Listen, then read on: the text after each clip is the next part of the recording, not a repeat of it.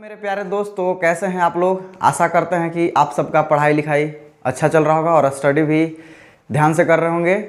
तो सबसे पहले आपका इस द कॉस्मोस एकेडमी के यूट्यूब चैनल पर आपका बहुत बहुत स्वागत है। और हम आज आपके लिए लेकर आ गए हैं लेक्चर 8 यानी कि श्वसन तंत्र की क्रियाविधि। पिछले लेक्चर में हमने पढ़ा था श्वसन तंत्र के बारे में कि श्वसन तंत्र किसे कहते हैं। श्वसन तंत्र का डायग्राम बनाना हम लोग सीखे थे। आज हम उसके बारे में step by step with diagram यानी कि चित्र के साथ समझेंगे कि हमारे शरीर में यानी कि मानव शरीर में किस प्रकार से श्वसन कंप्लीट होता है, यानी कि कैसे कैसे हमारे शरीर में वायु अंदर जाती है और बाहर आती है। इस सारा प्रोसेस को हम स्टेप बाय स्टेप आज समझेंगे। तो शुरू करते हैं। और सबसे पहले आप अगर इस चैनल पर नए आए हो तो चैनल को सब्सक्राइब कर लीजिएगा और वीडियो अच्छा लगेगा तो वीडियो को लाइक भी कीजिएगा, ठीक है। तो चलिए चलते हैं, वीडियो को शुरू करते हैं। तो सबसे पहला पॉइंट क्या कह रहा है, हमारा जो शरीर में मानव शरीर में जो श्वसन तंत्र की विधि होती है उस विधि के बारे में हम लोग पढ़ने जा रहे हैं, ठीक है। यानी कि शुरू से कैसे कैसे क्रिया की जाती है हम लोग के मानव शरीर के हृदय में यानी कि फुफ्फुस में किस प्रकार से श्वसन अंदर बाहर की ओर जाती आती है, उस चीज़ को हम आज डीपली यानी कि डिटेल्स में समझेंगे, ठीक है। तो टॉपिक का नाम है हमारा मानव श्वसन तंत्र की क्रियाविधि। सबसे पहला पॉइंट कह रहा है कि मानव श्वसन तंत्र का मुख्य अंग कौन कौन से हैं। पहला है नाक, नासाद्वार, श्वास नली, श्वसनी, फुफ्फुस, धमनी आदि हैं, ठीक है। यानी कि हमारा मानव श्वसन तंत्र की जो मुख्य अंग है, मेन जो पार्ट काम में आते हैं श्वसन तंत्र के लिए, वो है पहला नाक, जो आप सामने से देख सकते हो। ये जो नाक है ये श्वसन तंत्र का ही भाग है। और उसके बाद नासाद्वार यानी कि नाक के अंदर जो छेद है उसको हम लोग बोलते हैं नासाद्वार। श्वास नली, जब नासाद्वार से अंदर वायु जाती है तो सबसे पहले श्वास नली में प्रवेश करती है वायु, ठीक है। श्वास नली के बाद श्वसनी, श्वास नली श्वसनी में विभाजित होती है 2 भागों में, फिर श्वसनी श्वसनिकाओं में विभाजित होती है। उसी प्रकार से श्वसनिका पूरा फुफ्फुस में फैला होता है यानी कि फेफड़ा में फैला होता है, लंग्स में फैला होता है। और उसमें धमनी कुछ पाए जाते हैं, धमनी जैसे कुछ पार्ट पाए जाते हैं, शिराएँ पाई जाती है। ये सभी सारी चीज़ें हमारे श्वसन तंत्र के मुख्य अंग हैं, ठीक है। आगे बढ़ें। दूसरा पॉइंट कह रहा है कि मानव शरीर के अंदर वायु, मानव शरीर के जो अंदर है वायु किस रास्ते से जाती है, तो नासाद्वार के द्वारा जाती है वायु, ठीक है। आगे बढ़ते हैं। नाक में विद्यमान महीन बाल, यानी कि हमारे शरीर में जो नाक है, नाक के अंदर जो महीन बाल उपस्थित होते हैं, ठीक है। महीन बाल और श्लेष्मा, श्लेष्मा बोले तो हम इसको अंग्रेजी में बोलते हैं म्यूकस। म्यूकस कुछ चिपचिपा पदार्थ जैसे होते हैं जिसको हम श्लेष्मा के नाम से जानते हैं। ये दोनों मिलकर करते क्या हैं कि वायु के साथ अगर कोई अशुद्धियाँ अंदर जा रही है, ठीक है, तो इन लोग दोनों मिलकर उसको रोक देता है, ठीक है। यानी कि जो धूल कण है वो नाक के अंदर नहीं प्रवेश कर पाते हैं, क्योंकि उस धूल कण को नाक में के जो महीन बाल हैं उसको रोकने का प्रयास करते हैं, रोक भी लेते हैं। और चिपचिपा जो पदार्थ हैं उसमें धूल कण अपने में सटा लेते हैं ताकि अंदर अशुद्धियाँ ना जा पाए, ठीक है। फिर कह रहा है कि ये अशुद्धियाँ क्या क्या हो सकते हैं। परागकण हो सकते हैं, पौधों में होता है परागकण, आप भली भांति उसको जानते होंगे, है ना। परागकण हो सकते हैं वो अशुद्धियाँ। धूल कण हो सकते हैं, जो हम सड़क पर चलते हैं तो क्या बोला जाता है, ये गाड़ियाँ वगैरह चलती है तो बहुत सारे डस्ट उड़ते हैं, वो हमारी नाक में प्रवेश करती है। फिर जीवाणु भी कुछ हो सकते हैं, बैक्टीरिया भी हो सकते हैं, ठीक है। बैक्टीरिया भी हो सकते हैं वो अशुद्धियाँ, और बहुत सारे चीज़ हो सकते हैं, राख वगैरह भी हो सकता है, कुछ भी जो वायु में मतलब कि मिले होते हैं वायु के साथ उड़ रहे होते हैं हमारे वातावरण में, हमारे आसपास, ठीक है। तो वो सारी चीज़ें हमारे नाक में जा सकते हैं। तो उन सारी चीज़ों को रोकने का काम हमारे नाक में उपस्थित महीन बाल और श्लेष्मा करते हैं, ठीक है। और बता रहे हैं आपको हम कि ये जब कुछ दिन पहले यानी कि कुछ महीना पहले ये जो हमारे देश में कोरोना का जो सीज़न चला था, बहुत ही भयानक वाला, बहुत खतरनाक महामारी चला था, उस समय हम लोग सभी लोग घरों में रहते थे, सोशल डिस्टेंस मैनेज करते थे और अपने अपने नाक में हम लोग मास्क लगा के घूमते थे, है ना। तो वो बिना कोरोना के भी ज़रूरी है, मास्क जो है बिना कोरोना वायरस के भी ज़रूरी है। हम लोग को ऐसे भी मास्क लगा के ही घूमना चाहिए सड़कों पर, ताकि हमारी नाकों में अशुद्धियाँ नहीं जाए और हमको बीमारी का सामना कम करना पड़े, ठीक है। आगे बढ़ते हैं।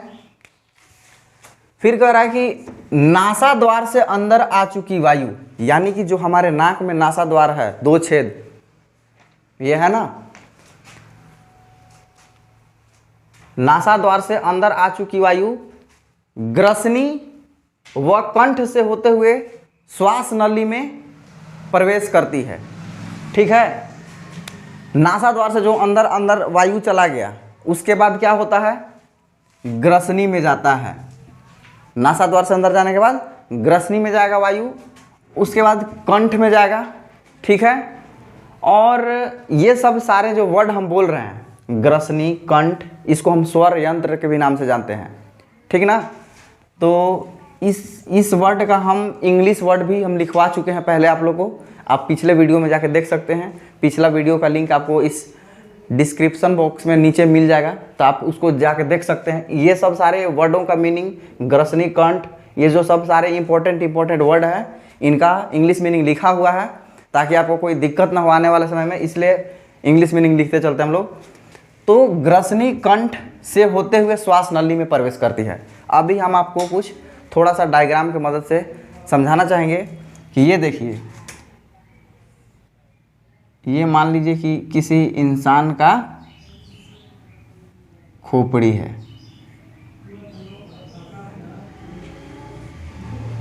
यहाँ से आपको नासा द्वार और मुख गुहा मिलेगा, ये ग्रसनी, ये ग्रसनी जो है, श्वास नली जो है आगे जाके 2 टुकड़ा में विभाजित होता है, श्वास नली श्वसनिका में, और इस श्वसनिका से, इसमें से बहुत सारे श्वसनिकाएँ निकले हुए होते हैं, पूरा फैले होते हैं हम लोग के फुफ्फुस में, और इन फुफ्फुस में बहुत सारे कुपिका पाए जाते हैं, गोल गोल गुब्बारे जैसे, जिसका संरचना होता है। इसमें सारे वायु भर लिए जाते हैं, ठीक है। आपको शायद हल्का फुल्का दिख रहा होगा। तो हम आपको बता देना चाहते हैं कि सबसे पहले वायु जो है एंट्री मारती है यहाँ से, यानी कि नासा द्वार से वायु हमारे नाक में अंदर प्रवेश करती है। उसके बाद ये जो यहाँ का जो भाग है, इसको हम लोग बोलते हैं ग्रसनी, यानी कि हम बोल सकते हैं ग्रसनी जो है, ये वाला जो भाग है, यहाँ वाला कंठ के थोड़ा सा ऊपर, वो ग्रसनी है, और ग्रसनी से थोड़ा सा नीचे आएंगे तो हमको कंठ मिलेगा, यानी कि जिसको हम स्वर यंत्र के भी नाम से जानते हैं, ठीक है।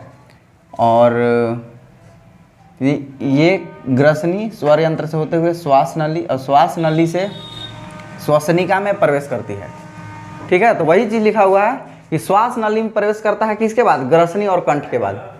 अब यहाँ पर हम आपको छोटा सा चीज़ शॉर्टकट में बता देना चाहते हैं कि अभी हम ग्रसनी का नाम लिए और कंठ का नाम लिए, तो उसको चाहिए समझते हैं कि आखिर ग्रसनी कंठ है क्या, ठीक ना।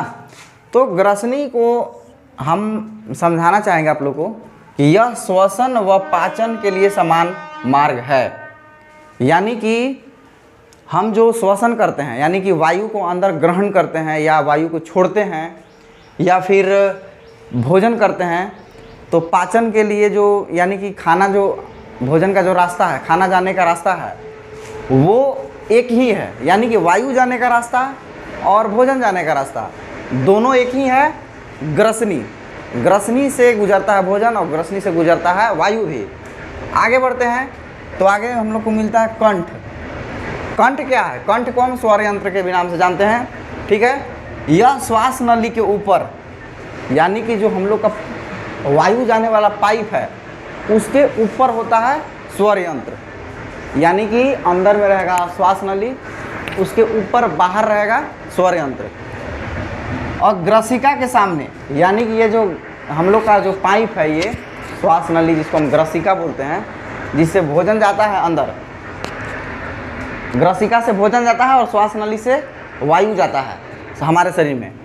तो ग्रसिका के सामने, यानी कि ग्रसिका आगे होता है, ठीक है, और ये जो श्वास नली है, श्वास नली पीछे होता है, और श्वास नली के बाद ग्रसिका, और ग्रसिका के सामने जो होता है वो होता है कंठ। ये जो निकला हुआ हम लोग को फीलिंग होता है, ये लड़कों में ज़्यादा लंबा होता है थोड़ा, इसको हम लोग बोलते हैं कंठ।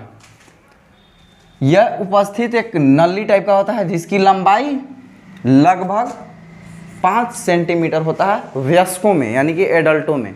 एडल्ट्स में लगभग इसकी लंबाई, कंठ की लंबाई लगभग 5 सेंटीमीटर हो सकता है। किसी का छोटा किसी का बड़ा भी होता है, इसलिए हम कंफर्म नहीं बोल सकते हैं, इसलिए लगभग बोलना है 5 सेंटीमीटर, ठीक है। हाँ, अब हम कंटिन्यू आगे इस क्रियाविधि, श्वसन तंत्र की क्रियाविधि की अगला पॉइंट पर चलते हैं। श्वास नली में बाहर की ओर उपास्थि के वलय उपस्थित होते हैं, ठीक है। ये जो इस प्रकार से श्वास नली होता है और इस प्रकार से आगे जाके विभाजित हो जाता है श्वसनिका में, इसके ऊपर रिंग्स होते हैं, रिंग्स, ठीक है। इस प्रकार से रिंग्स होते हैं, ये उपास्थि होते हैं, उपास्थि यानी कि कार्टिलेज होते हैं। इसको मतलब कि कवर किए हुए रहते हैं इन लोग, उपास्थि के जो वलय होते हैं इसको कवर करके रखते हैं ताकि उसको सुरक्षा प्रदान करते हैं, ठीक है। तो ये श्वास नली या श्वसनिका है, इसके ऊपर उपास्थि के रिंग होते हैं, उपास्थि के वलय होते हैं, जो यह सुनिश्चित करते हैं कि श्वास नली निपतित न हो। मतलब कि खास करके ये उपास्थि का वलय का जो काम है, इसलिए मतलब वो वहाँ पर रहते हैं ताकि ये जो श्वास नली हम लोग का है, जो मांसपेशियों से बना होता है, वो निपतित न हो, यानी कि हम बोल सकते हैं कि वो ताकि पिचक न जाए, वो हड्डी के सहारे, वो श्वास नली इस उपास्थि के जो रिंग है, कार्टिलेज का जो रिंग है, उसके सहारे वो सीधा खड़ा होता है। वरना मान लीजिए कि ऐसे हम खाना खाएं और गलती से गर्दन वगैरह में चोट लग गया तो डायरेक्ट हम लोग को डैमेज हो सकता है श्वास नली, जिससे हम लोग को सांस लेने में प्रॉब्लम हो सकता है। इसलिए कोई पकड़ता भी हम लोग के गर्दन तो ये जो उपास्थि के जो वलय है उसका रक्षा करता है, श्वास नली का। आगे क्या कह रहा है कि श्वास नली से होकर, हाँ श्वास नली में हम लोग आ गए, इसमें इसके बाद कहाँ जाता है वायु? श्वास नली से होकर श्वसनी के माध्यम से, यानी कि ये श्वसनी है जो 2 भाग में बट गया, श्वसनी के माध्यम से, फिर यहाँ श्वसनी में विभाजित होने के बाद वायु फुफ्फुस में प्रवेश करती है, यानी कि ये जो आपका पूरा जो दिख रहा है डायग्राम, इसमें फैल जाती है फुफ्फुस में, ठीक है। श्वास नली आगे चलकर 2 श्वसनियों में विभाजित हो जाता है। अभी आपको जस्ट बताया था कुछ ही समय पहले कि ये जो श्वास नली लंबा वाला है, ये 2 भाग में विभाजित हो जाता है, जिसको हम श्वसनी कहते हैं। श्वसनी विभाजित हो जाते हैं, वह सभी श्वसनियाँ आगे फिर कई श्वसनिकाओं में विभाजित हो जाती है। ये सारे जो वर्ड दिखाई देना आपको थोड़ा सा गौर करना पड़ेगा, क्योंकि बस थोड़ा थोड़ा ही अंतर है इसमें। सबसे पहले कि श्वास नली, श्वास नली के बाद जो 2 भाग में विभाजित हुआ उसका नाम है श्वसनी, और श्वसनी भी विभाजित होता है कई सारे टुकड़ों में, उसका नाम है श्वसनिका, ठीक है। तो इन सारे वर्डों को आप लोग ध्यान दीजिएगा, और ये वर्ड का सब इंग्लिश मीनिंग लिखा हुआ है, उसको भी आप देख लीजिएगा। और अगला पॉइंट क्या कह रहा है कि वायु फुफ्फुस में तो फैल गया, लेकिन उसके बाद श्वसनिकाओं से होकर कुपिकाओं में पहुंचती है। वायु जो है श्वसनिकाओं से होकर, श्वसनिका ये फैल गया फुफ्फुस में, फुफ्फुस के बाद उसमें बैलून जैसे संरचना होते हैं गोल गोल, ठीक है, पूरा फुफ्फुस में फैले होते हैं। वो क्या होते हैं कि कुपिकाओं से पहुंचती है और कुपिका की गुब्बारे जैसी संरचना होती है। अभी हमने आपको बताया था कुपिका के संरचना कैसा होता है, बलून लाइक।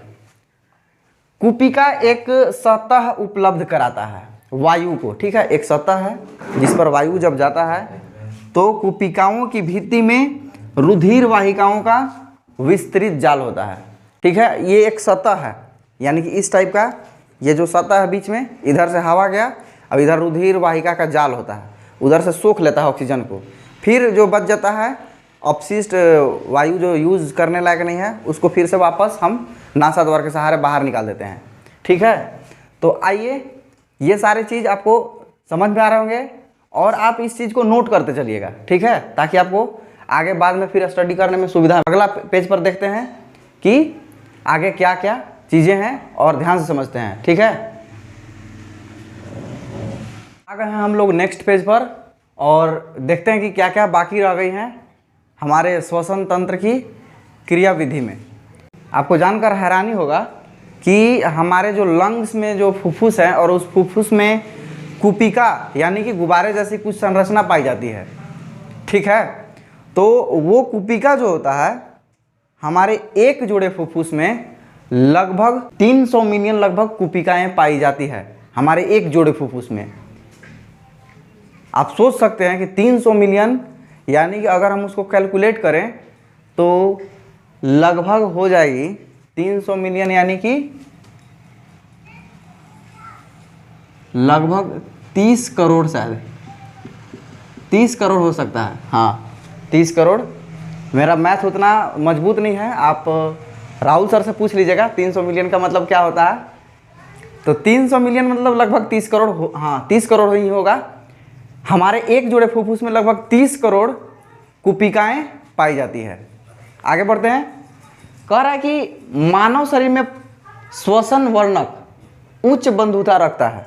मानव शरीर में श्वसन वर्णक जो होता है उच्च बंधुता, बंधुता का मतलब क्या होता है, मायने। नहीं बोलते हम लोग कि तुम हमारे लिए बहुत मायने रखती हो या रखते हो, है ना।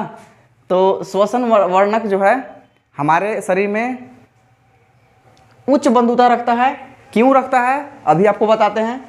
यह वर्णक आरबीसी में उपस्थित होता है। अब आपको कमेंट बॉक्स में बताना है कि श्वसन वर्णक हम किसको कह रहे हैं, ठीक है। वैसे हम लास्ट में आपको बता देंगे कि श्वसन वर्णक किसको कहते हैं, लेकिन आप अभी कमेंट में लिखिए कि श्वसन वर्णक किसको कहते हैं, ठीक है। तो शरीर में श्वसन वर्णक बहुत हमारे लिए मायने रखता है और यह वर्णक जो होता है ये श्वसन वर्णक आरबीसी में उपस्थित होता है। और साथ ही साथ आपको ये भी बताना है अभी कमेंट बॉक्स में कि आरबीसी का फुल फॉर्म क्या होता है। आप कमेंट में लिख सकते हैं अभी कि आरबीसी का फुल फॉर्म क्या होता है, ठीक है। CO2 जल में अधिक विलेय है। CO2 बोले तो कार्बन डाइऑक्साइड। कार्बन डाइऑक्साइड जो है जल में ज़्यादा घुलता है, ठीक है, इसलिए उसको हम बोल रहे हैं कि वो जल में अधिक विलेय है। इसलिए इसका परिवहन हमारे शरीर में CO2 का परिवहन विलेय अवस्था में ही होता है। मतलब कि कभी भी कार्बन डाइऑक्साइड का परिवहन अकेले कार्बन डाइऑक्साइड में नहीं हो सकता है, अकेले कार्बन डाइऑक्साइड का परिवहन नहीं हो सकता है। जब भी होगा उसका परिवहन तो वो किसी के साथ में घुला हुआ रहेगा, यानी कि वो विलेय अवस्था में रहेगा, विलायक के साथ मिला हुआ रहेगा, ठीक है।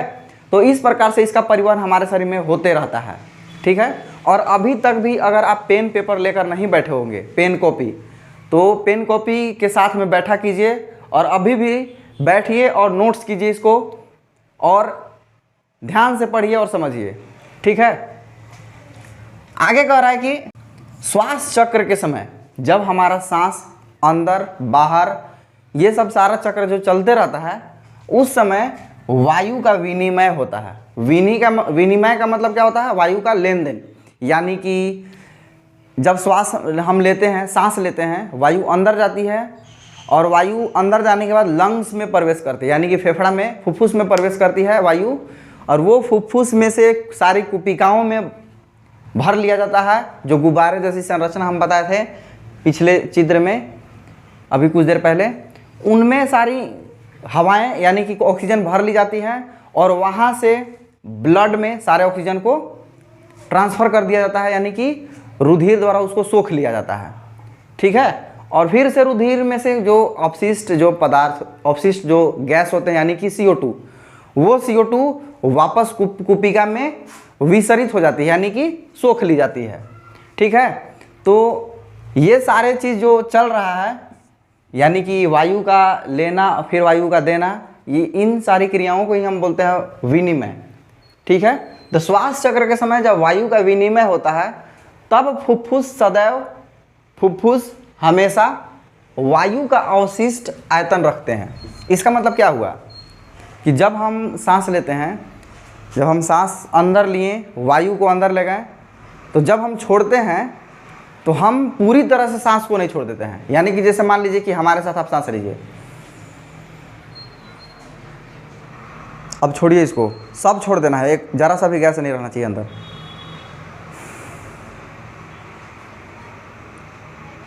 ऐसे होता है तो पूरा सांस, हम ये आपको बताना चाह रहे हैं कि जब भी हम सांस लेते हैं तो पूरी तरह से गैस को नहीं निकालते हैं और गैसें हमारी फुफ्फुस में रह जाती है, वो रखा जाता है। इसलिए कि जब मान लीजिए कि अचानक से जब हमारे शरीर को ज़्यादा एनर्जी की ज़रूरत होता है तो उस समय अगर आप सांस नहीं लेने पाएँ तो उस समय जो हमारे फुफ्फुस में जो गैसें भरी रहती है वो गैस उस समय काम में आ जाती है। इसलिए सारी गैस को नहीं निकाला जाता है, सारी गैस निकल भी नहीं सकती है। अगर आप सारा गैस निकालिएगा तो फिर से आप सांस लीजिएगा, तब जाके श्वसन होगा, फिर से ऊर्जा बनेगा। उतना सारा समय नहीं ना किसी के पास। इंडिया है, यहाँ इंडिया में सब शॉर्टकट चाहता है, किसी के पास समय नहीं है ना। तो वही कह रहे हैं कि फुफ्फुस जो है हमेशा अपने वायु का अवशिष्ट, यानी कि अवशिष्ट बोले तो यानी कि अवेलेबल, उपलब्ध रखता है हमेशा आयतन वायु के लिए। ताकि क्यों रखता है? क्योंकि O2 का अवशोषण हो सके टाइम से, और टाइम से CO2 का मोचन हो सके, यानी मोचन मतलब कि बाहर निकाल दिया जा सके उसको समय से, समय बर्बाद ना हो। नहीं तो मान लीजिए कि हम सारा सांस एक बार में निकाल दिए, सारा कार्बन डाइऑक्साइड एक बार में बाहर निकाल दिए या हवा निकाल दिए बाहर, अब हम दोबारा सांस लेंगे तब तक इंतजार करेगा बेचारा कुपिका कि अब वायु आएगी तो हम उसको ग्रहण करेंगे और फिर से ऊर्जा बनाएंगे।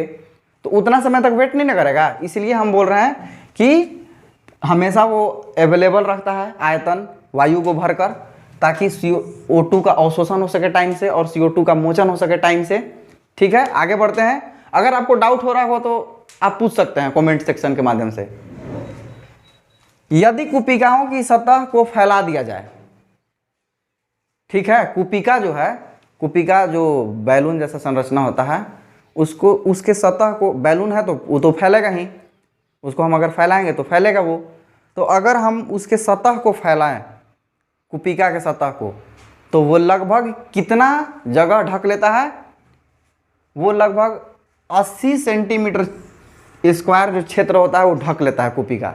अब सोच सकते हैं आप, कुपिका वैसे तो बहुत छोटा पार्ट है, फुफ्फुस में बहुत छोटा पार्ट है, छोटे छोटे होता है, बहुत छोटा, इतना छोटा होता है कि हमको दिख भी नहीं सकता है, दिखेगा लेकिन बहुत छोटा होता है, मतलब कि गौर से देखना पड़ेगा।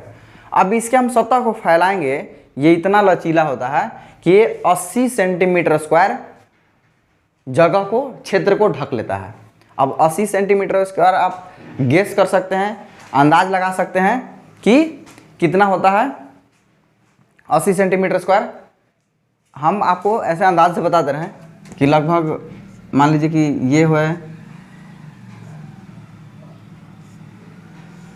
10 सेंटीमीटर, 20 सेंटीमीटर, मान लीजिए इधर हो गया होगा, हाँ 20 सेंटीमीटर होगा इतना, और 40 सेंटीमीटर इधर लगभग मान लीजिए, इतना जगह वो ढक सकता है, इस लगभग इतना क्षमता होता है उसके पास।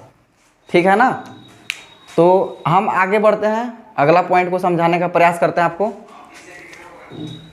जब हम श्वास अंदर लेते हैं, ध्यान समझिएगा, जब हम सांस को अंदर लेते हैं यानी कि ऑक्सीजन लिए नाक से, तो हमारी पसलियां ऊपर उठती है ना।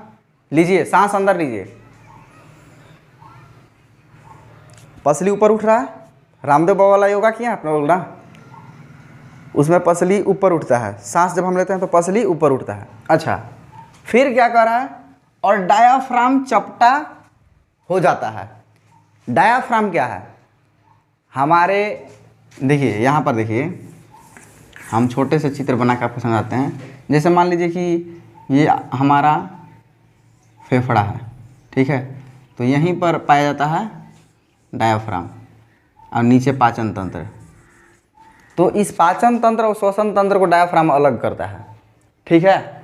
अब देखिए, जब हम सांस लिए तो जो खाली स्थान है अंदर में, हमारे चेस्ट, छाती के अंदर जो खाली जगह है, जिसको हम लोग बोलते हैं वक्ष गुहा, वक्ष गुहा यानी कि चेस्ट कैविटी, तो उसमें जब हवाएं भरती है तो वो फूलती है, और नीचे जो ये डायाफ्राम है उस पर जब हवा का दबाव पड़ता है यानी कि प्रेशर पड़ता है तो वो चपटा होता है। अच्छा, जब वक्त ये हमारा चेस्ट जो है, हमारी पसलियाँ जो है, ये जब फूलेगा और डायाफ्राम चपटा होगा, धंसेगा वो, तो हमारा जो अंदर का जो खाली जगह है जिसको हम वक्ष गुहा बोलते हैं वो बड़ा हो जाएगा, है कि नहीं? जाहिर सी बात है, सारा चीज़, पसली ऊपर उठ जा रहा है और जो ऊपर डायाफ्राम है वो नीचे चला जा रहा है, तो जगह ज़्यादा हो गया, तो इसका मतलब है कि वक्ष गुहा बड़ी हो गई। तो लिखा हुआ है यहाँ पर कि जब हम श्वास अंदर लेते हैं हमारी पसलियाँ ऊपर उठती है और डायाफ्राम चपटा हो जाता है, जिसके परिणाम स्वरूप वक्ष गुहा बड़ी हो जाती है। इस कारण वायु फुफ्फुस के अंदर चूस ली जाती है। ये सारा चीज़ जो हुआ, हवाएं वक्ष गुहा में गई, उस समय क्या होता है कि वायु जो है फुफ्फुस के द्वारा यानी कि लंग्स के द्वारा वायु को चूस लिया जाता है, ठीक है, और विस्तृत कुपिकाओं में भर लेती है। और फुफ्फुस में सारे जो भरे होते हैं कुपिकाओं का भंडार होता है, लगभग 300 मिलियन कुपिकाएँ पाई जाती है, वो सारी कुपिकाओं में हवाएं भर ली जाती है, ठीक है। उसके बाद देखिए क्या होता है, अब कुपिका में हवा भर गया, वायु भर गया, उसके बाद ध्यान समझिएगा क्या होता है। कुपिका में उपस्थित O2 यानी कि कुपिका में हवा भरा तो उसमें तो सारा मिक्स है, सारा हवा मिक्स है। हम जब वातावरण से हवा को लेते हैं तो केवल ऑक्सीजन थोड़ी लेते हैं, उसमें कार्बन डाइऑक्साइड भी हो सकता है, ऑक्सीजन हो सकता है, आर्गन भी हो सकता है, और तरह तरह के नाइट्रोजन हो सकता है, तरह तरह को गैसें होती है उसमें भरे हुए। तो कुपिका में सारा गैस चला गया। अब कुपिका क्या करेगा कि केवल O2 को पहचानता है, इसको किसी और से मतलब नहीं है, बस O2 से मानने मतलब है। O2 यानी कि ऑक्सीजन। ऑक्सीजन क्या करेगा, कुपिका में उपस्थित ऑक्सीजन श्वसन वर्णक के साथ जुड़ जाती है। श्वसन वर्णक हम आपसे पूछे थे कि श्वसन वर्णक का क्या मतलब है, तो आप कमेंट में बताइएगा, हम लास्ट में बताएंगे कि इसका मतलब क्या है। श्वसन वर्णक एक प्रकार का पिगमेंट है, ठीक है, वो पिगमेंट के साथ ऑक्सीजन जुड़ जाता है तथा रुधिर के साथ शरीर के सभी ऊतकों तक पहुंचती है। यहाँ पर दिमाग लगाइएगा थोड़ा सा, ऑक्सीजन कुपिका में गया, फिर श्वसन वर्णक उसके साथ जुड़ जाता है, श्वसन वर्णक यानी कि ऑक्सीजन के साथ जुड़ जाएगा। अब श्वसन वर्णक ऑक्सीजन दोनों जुड़ गए, दोनों मिल गए, उसके बाद क्या होगा कि श्वसन वर्णक रुधिर में होता है, याद रखिएगा, आरबीसी में होता है, आपको पहले बताए थे हम। अब क्या होगा कि उस रुधिर के साथ साथ शरीर में जहाँ जहाँ ऑक्सीजन की ज़रूरत है वहाँ वहाँ सारे जगह श्वसन वर्णक उस ऑक्सीजन को ले जाएगा, और प्रक्रिया जो है, रासायनिक अभिक्रिया जो है होते रहेगा हमारे शरीर में, ठीक है, ऊर्जा का निर्माण होते रहेगा, तो रुधिर के साथ सभी ऊतकों तक पहुंचती है। उसके बाद साथ ही शरीर के विभिन्न भागों से लाई गई कार्बन डाइऑक्साइड, देखिए इधर से ऑक्सीजन को तो पहुंचाया गया, लेकिन और क्या है कि देखिए हर जगह जब जैविक क्रिया होता है हमारे शरीर में तो वहाँ पर कुछ न कुछ अपशिष्ट पदार्थ रह जाते हैं। हम आपको पहले भी बताए थे कि कुछ आप नया चीज़ बनाइए तो उसमें कुछ न कुछ कचरा निकल जाएगा। जैसे आप अपने घर से ले लीजिए, किचन में ले लीजिए, किचन में अगर खाना बनता होगा आप लोग का, तो उसमें सब्जी बनाते समय बहुत सारे आलू के छिलका, टमाटर के छिलका, प्याज के छिलका, सारे कचरा बच जाते हैं ना। उसी प्रकार से यहाँ भी होता है, जब हमारे शरीर में ऊर्जा का निर्माण होता है तो कुछ अपशिष्ट पदार्थ बच जाते हैं, यानी कि हमारे शरीर में कार्बन भी मौजूद है, तो इधर से ऑक्सीजन जाता है, वो कार्बन ऑक्सीजन से अभिक्रिया करके कार्बन के ऑक्साइड बन जाता है, कार्बन के ऑक्साइड, जिसको हम लोग बोलते हैं कार्बन डाइऑक्साइड। तो वो कार्बन डाइऑक्साइड हम लोग के शरीर में कोई काम के लायक का चीज़ नहीं है, वो कार्बन डाइऑक्साइड बाहर निकालने का मतलब प्रयास किया जाता है हमारे शरीर द्वारा। तो कह रहा है कि शरीर के विभिन्न भागों से लाई गई कार्बन के ऑक्साइड कुपिकाओं में भर ली जाती है। मतलब कि कुपिका से ऑक्सीजन को दिया गया रुधिर को, अब वापस रुधिर द्वारा जो आया कार्बन ऑक्साइड, यानी कि वो हमारे लिए अपशिष्ट पदार्थ है, कोई काम की चीज़ नहीं है, वो वापस कुपिका में भर लिया जाएगा। किस विधि से? विसरण विधि से। विसरण विधि से कुपिका में वापस वो आता है, डायरेक्ट रास्ता नहीं बनाया गया है। वो कुपिका जो होता है पैक होता है चारों तरफ से, उसका सतह पर आता है कार्बन डाइऑक्साइड और विसरण हो जाता है, उसके अंदर चला जाता है कुपिका में। अच्छा, कुपिका में गया तो अब रिवर्स आइए, आप पीछे आइए। जैसे कि नाक से नासाद्वार, नासाद्वार से ग्रसनी, ग्रसनी से कंठ, कंठ से श्वास नली, श्वास नली से श्वसनी, श्वसनी से श्वसनिका, फिर कुपिका, तब रुधिर में, तब रिवर्स आ पाइए। जो कार्बन डाइऑक्साइड है वो पीछे आता है, यानी कि रुधिर से कुपिका में, कुपिका से श्वसनिका में, श्वसनिका से श्वसनी में, और श्वसनी से श्वास नली में, श्वास नली से ग्रसनी होते हुए, यानी कि कंठ होते हुए, श्वास नली होते हुए नासाद्वार से वापस फिर बाहर निकाल दिया जाता है।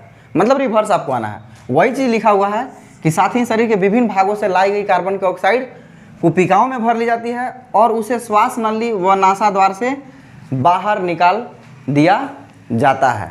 ठीक है, तो ये सारी चीज़ें जो हम अभी पढ़ें, ये मानव श्वसन तंत्र का क्रिया विधि था कि हमारा श्वसन तंत्र कैसे कैसे काम करता है, कौन सा पार्ट का क्या काम होता है, वो सारी चीज़ें इस श्वसन तंत्र की क्रिया विधि में हम लोग पढ़ें।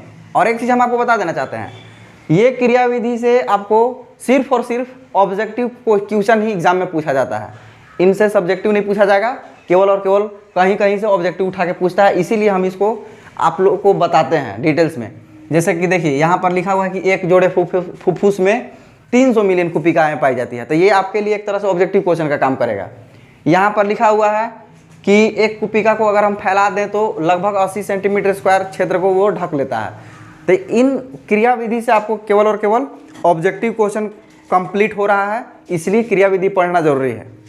ठीक है, तो ये सारा क्रिया विधि जो है मानव श्वसन तंत्र का पूरा कंप्लीट। अगला वीडियो में हम लोग मिलेंगे। अगला टॉपिक का नाम है पादपों में वहन, यानी कि हम पीछे पढ़े हैं मनुष्यों में वहन, ठीक है, मनुष्यों में श्वसन पढ़ रहे थे। उसी प्रकार से अगला जो टॉपिक रहेगा हम लोग का पादप के बारे में रहेगा। पादप में जो वहन होता है वो कौन वहन करवाता है, कौन भोजन को पहुंचाता है, कौन पानी को पहुंचाता है, ये सारी चीज़ें अगला वीडियो में हम लोग कंप्लीट करेंगे। लेकिन हाँ, उससे पहले हम आपको बता देना चाहते हैं कि ये सारी चीज़ें जो हैं आपको अच्छी तरह से नोट्स करते हुए और ढंग से पढ़ते हुए चलना है, क्योंकि वो सबको इग्नोर करते हुए आपको अभी लगे रहना है, क्योंकि आपके पास ज़्यादा समय नहीं है। ठीक है, समय दिन प्रतिदिन कम होते जा रहा है आपके लिए। तो ठीक है, मिलते हैं अगले वीडियो में। जय हिंद।